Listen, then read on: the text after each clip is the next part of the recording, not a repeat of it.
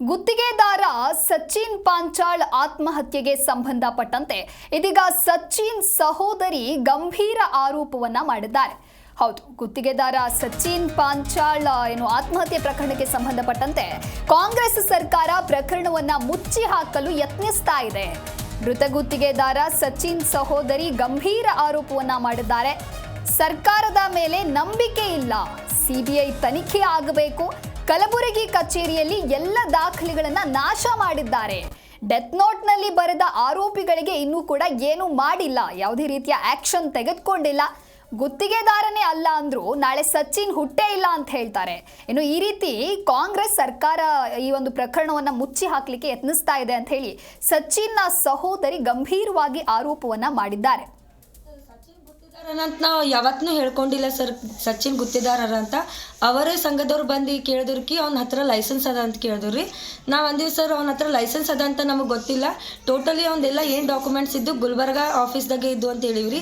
Already ಅದು destroy ಮಾಡ್ಯಾರ್ರಿ. ಅದು ಅದ್ರ ಬಗ್ಗೆ ನಮಗೇನು ಮಾಹಿತಿ ಇರಲಿಲ್ಲ ಅಂತ ಅವತ್ತೂ ಹೇಳಿವಿ ಸರ್, ಇವತ್ತೂ ಹೇಳತ್ತೀವಿ ಅಷ್ಟೇ ರೀ. ದಿನೇ ಅಂದಮೇಲೆ ಇವಾಗ ಗೊತ್ತಾಲತ್ತಿದ್ರಿ ಇದು ಕೇಸ್ಗಳು ಮುಚ್ಚಾಕ್ಬೇಕಂತ ಟ್ರೈ ಮಾಡ್ಲತ್ತಾರ ಅಂತ.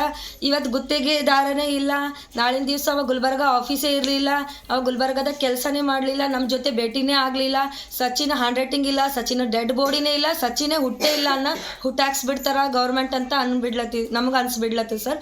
ಅದಕ್ಕೆ ನಮಗೆ ಸರ್ಕಾರ ಮೇಲೆ ನಂಬಿಕೆ ಉಳಿದಿಲ್ರಿ. ನಮ್ಗೆ ಕೇಂದ್ರ ಸರ್ಕಾರದಿಂದ CBI ತನಿಖೆ ಆಗ್ಬೇಕಂತ ನಿಮ್ಮ ಮೂಲಕ ಕೇಳ್ಕೊತೀನಿ ಸರ್. ಅದೇ ನಮಗೆ ಡೌಟ್ ಬರ್ಲತ್ತದ್ರಿ.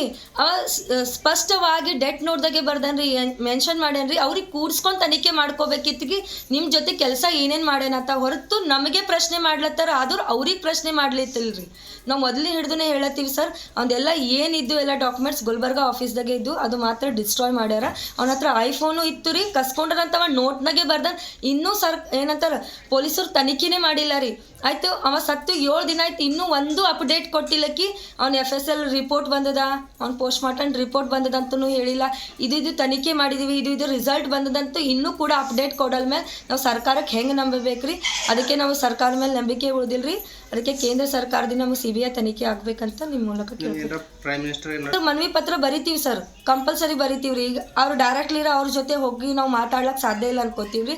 ಈ ಕೂತಲ್ಲೇ ಏನಾಯ್ತು ಅದಕ್ಕೆ ಪ್ರಯತ್ನ ಪಡ್ತೀವಿ ಸರ್, ಬರಿತೀವಿ ಸರ್. ಮತ್ತೆ ಈಗ ಏನು ಮಾಡ್ಯಾರಿ ಪ್ರೈಮ್ ಮಿನಿಸ್ಟರಿಗೆ ಸರ್ ಲೆಟರ್ ಬರೆಯುವಂಥ ಪ್ರಯತ್ನ ಮಾಡ್ತೀವಿ ಸರ್ ನಾವು.